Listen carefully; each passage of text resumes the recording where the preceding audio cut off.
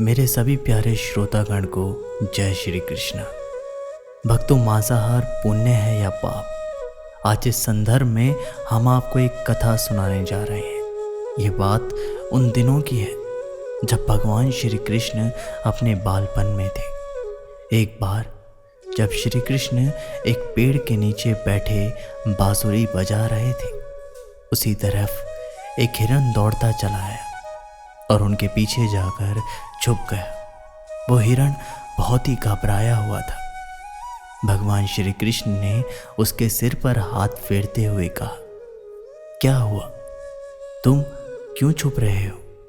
उसका पीछा करते हुए एक शिकारी भी वहां पहुंचा और बोला, ये मेरा शिकार है, इसे मुझे दे दो, इस पर मेरा अधिकार है।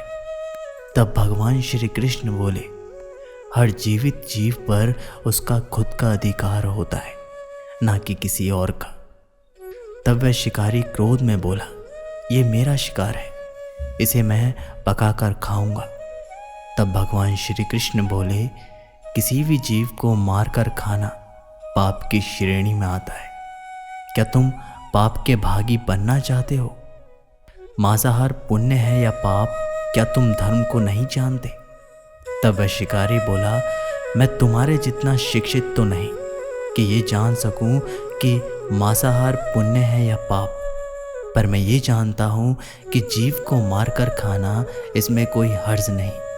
मांसाहार से तो एक तो वह जीव को जीव बंधन से मुक्त कर रहा है, फिर क्यों मांसाहार से मना किया जाता है? मांसाहारी होने को क्यों नहीं कहा जाता? वैसे भी मैं इसको मारकर नीच योनि से मुक्ति दिलाकर पुण्य नहीं कमा रहा हूँ, फिर इस पर पाबंदी क्यों? इसे तो प्रोत्साहित करना चाहिए। जहाँ तक मैंने सुना है, जीव हत्या को शास्त्रों में भी बताया गया है। राजा लोग शिकार किया करते थे। ऐसे तमाम तर्क देते हुए श्री कृष्ण से पूछा कि फिर क्यों ये मांसाहार गलत है और पाप की श्रेणी में आता है? आप ही बताइए, मांसाहार पुण्य है या पाप? भगवान श्री कृष्ण समझ गए कि इसकी बुद्धि मांस खाने के कारण तामसिक हो गई है और उसने सोचने और समझने की बुद्धि भी खो दी है। फिर भगवान श्री कृष्ण बोले, इस अंतहीन विषय पर पहले मैं कोई राय नहीं दूंगा। मेरी इस छोटी सी कथा सुनने के बाद तुम ही उत्तर देना कि मांसाहार पुण्य है या पाप, और तुम्हें मांस खाना है या नहीं। वह शिकारी सोचने लगा कि इसमें मेरा तो कोई घाटा नहीं है, इस कथा को मैं सुन ही लेता हूँ। मेरा मनोरंजन भी हो जाएगा और बाद में मुझे इसका मांस भी मिल जाएगा। तो भगवान श्री कृष्ण ने अपनी कथा आरंभ की। एक बार मगध में खाद्य संकट खड़ा हो गया तो अन्न का उत्पादन कम रहा। राजा को चिंता हुई कि यदि इस समस्या का शीघ्र निदान नहीं किया गया तो संरक्षित अनाज कोष भी खत्म हो जाएगा और संकट भीषण हो जाएगा। तो सम्राट ने अपनी राजसभा में पूछा, देश की खाद्य समस्या को सुलझाने के लिए सबसे सस्ती वस्तु क्या है? मंत्रीगण सोच में पड़ गए। चावल, गेहूं, आलू इत्यादि पदार्थ को उगाने के लिए बहुत ही श्रम करना पड़ता है। वह तभी प्राप्त होते हैं जब प्रकृति का प्रकोप ना हो। ऐसे में तो कुछ सस्ता हो ही नहीं सकता। तभी शिकार का शौक रखने वाले एक मंत्री ने सोचा कि यही उत्तम अवसर है, क्यों ना अंधाधुंध शिकार के लिए राजा की अनुमति ले ली जाए। उसने सभा में कहा कि सबसे सस्ता खाद्य पदार्थ है मांस। इसके लिए धन का खर्च भी नहीं है और पौष्टिक खाना भी मिलता है। तभी सामंत ने इस बात का समर्थन कर दिया, लेकिन मगध के प्रधानमंत्री अभी भी चुप थे। सम्राट ने पूछा, प्रधानमंत्री आप चुप क्यों हैं?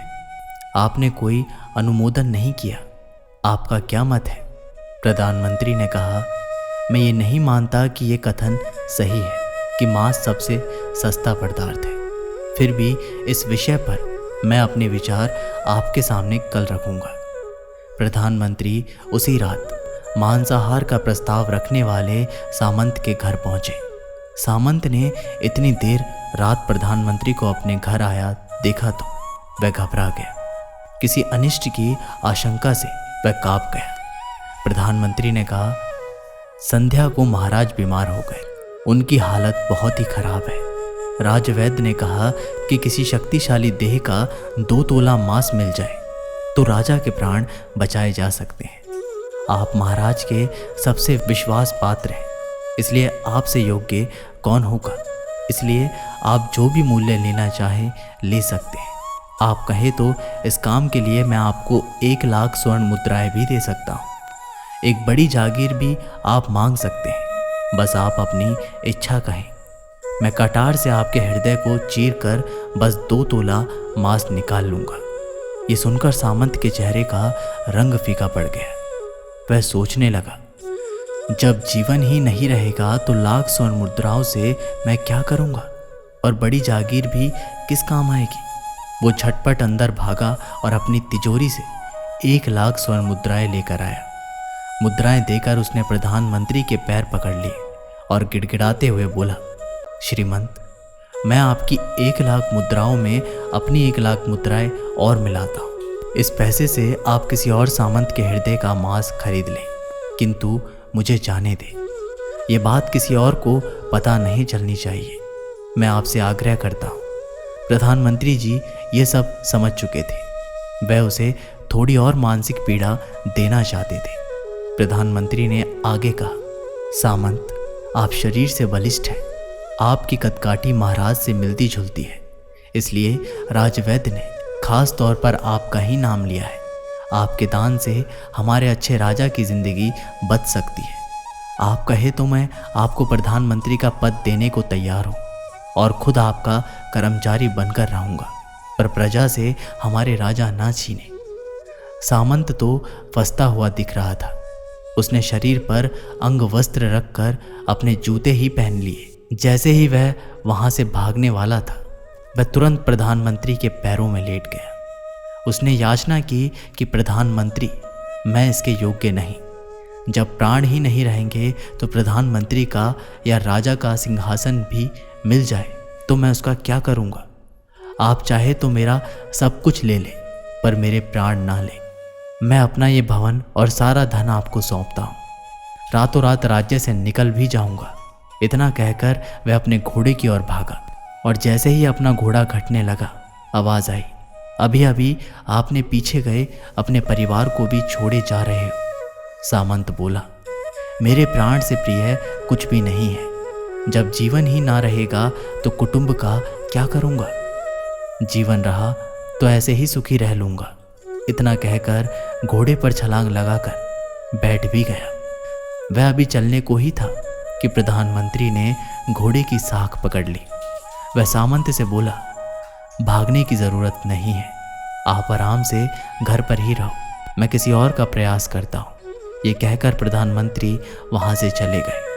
प्रधानमंत्री के वहाँ से जाने पर सामंत के अंदर कुछ जान तो आई, परंतु बेचैनी बनी रही। उसकी नींद खराब हो चुकी थी। मुद्राएं लेकर प्रधानमंत्री बारी बारी से सभी सामंतों के घर पहुंचे और सभी से राजा के लिए हृदय का 2 तोला मांस मांगा, परंतु कोई भी राजी नहीं हुआ। सबने अपने बचाव के लिए प्रधानमंत्री को 1 लाख और 5 लाख मुद्राएं तक दे दी। इस प्रकार प्रधानमंत्री ने एक ही रात में करोड़ों स्वर्ण मुद्राएं जमा कर ली। फिर सुबह होने से पहले ही अपने महल में पहुंच गया। अगले ही दिन राजसभा में सभी सामंत समय से पहले ही पहुंच गए। सभी ये जानना चाहते थे कि राजा स्वस्थ है कि नहीं, लेकिन कोई भी किसी से भेद नहीं खोलता। सबको राजवैद्य की तलाश थी, उनसे ही उन्हें कुछ सूचना मिल सकती थी। प्रधानमंत्री ने सैनिकों को आज्ञा दे दी थी कि जब तक महाराज राज्यसभा में ना आ जाए, किसी भी सामंत को महल से बाहर जाने की आज्ञा नहीं है। राजा सभा में अपनी चिरपरिचित गति में आए और अपने सिंहासन पर आकर बैठे। सभी सामंत ने देखा कहीं से भी राजा उन्हें अस्वस्थ नहीं लगे। उन्हें तो कुछ भी नहीं हुआ था। प्रधानमंत्री ने उनसे झूठ बोला था। हर सामंत के मन में यही विचार चल रहा था, पर कोई भी किसी और को कुछ भी ना बोल रहा था। तभी प्रधानमंत्री ने राजा के समक्ष 1 करोड़ स्वर्ण मुद्राएं रख दी। राजा ने पूछा, ये स्वर्ण मुद्राएं किसके लिए है और कहाँ से आई? प्रधानमंत्री ने कहा, 2 तोले मांस के लिए इतनी धनराशि जुटाई है, पर मांस ना मिला। अपनी जान बचाने के लिए सामंतों ने ये मुद्राएं दी है। अब आप ये विचार कीजिए, मांस कितना सस्ता है। राजा को बात समझ में आ गई। उन्होंने प्रजा को अतिरिक्त परिश्रम करने का निवेदन दिया और राजा के अनाज भंडार में से अनाज निकालकर श्रमिकों को दे दिया। उन्होंने पौष्टिक सब्जियों की खेती का तुरंत आदेश दिया। वह 1 करोड़ स्वर्ण मुद्राएं इसी कार्य के लिए और श्रमिकों के कल्याण के लिए खर्च की गई। ऐसे साग सब्जी तेजी से होगी जिससे प्रजा का कल्याण भी हुआ और पौष्टिकता भी मिली। कुछ समय बाद मौसम अनुकूल हुआ और खेती लहलाने लगी। इस प्रकार राज्य से खाद्य संकट दूर हुआ। तो मित्रों, जीवन का ये मूल्य भगवान श्री कृष्ण हमें इस कथा के जरिए समझाना चाहते हैं कि हम ये ना भूलें कि जिस तरह हमें अपनी जान प्यारी है, उसी तरह सभी जीवों को अपनी जान प्रिय होती है। अपने दिल से जानिए पर आए दिल का हाल, अपने दिल से जानिए पर पराए दिल का हाल। यदि संसार के संबंधों से मुक्त करने का तर्क सही है, यदि जीव हत्या जीव को संसार बंधन से मुक्त करने का तरीका है, तो अत्याचारी द्वारा किया गया नरसंहार भी मान्य है। वह भी ये तर्क दे सकते हैं कि लोग जीवन के कष्ट से आप लोगों को मुक्त कर रहे हैं। अगर उसके लिए वह जीवन बोझ होता है तो कभी भी अपनी जान बचाने के लिए संघर्ष नहीं करता, आपसे भागता नहीं। जो आपके सामने असहाय हो जाता है, उसे प्राण गंवाने पड़ते हैं। जिन जीवों को मारकर आप खा रहे हैं, उन्हें तो प्राण बचाने का अवसर भी नहीं मिलता। बर्बरता सिर्फ वही नहीं है जहाँ सिर्फ मानव का रक्त बहता है। बर्बरता उसे भी कहा जाता है जहाँ स्वार्थ के लिए किसी जीव की हत्या कर दी जाए। हम अंत समय में जिंदगी भर के पापों के लिए जिंदगी भर सुकर्म करने की कोशिश करते हैं, परंतु ये भूल जाते हैं कि जब वह जीव हमारे लिए काटा गया, हमारे लिए तड़पा, उसका श्राप हमें इस जीवन में नहीं बल्कि अगले जीवन तक नहीं छोड़ता। परमात्मा से यह ज्ञान पाकर शिकारी परिपूर्ण हो गया और उसे ज्ञान की प्राप्ति हो गई और वह जान गया कि महानता जीवन लेने में नहीं बल्कि जीवन देने में है। शिकारी भगवान के आगे हाथ जोड़कर वहां से चला गया और उसने कसम खा ली कि वह अपने संपूर्ण जीवन में किसी को भी चोट नहीं पहुंचाएगा। तो दोस्तों, इस कहानी में बस इतना ही। आशा करता हूं कि आप लोग इस कहानी से बहुत कुछ सीखे होंगे। मिलते हैं एक नई कहानी के साथ, तब तक के लिए जय श्री कृष्ण।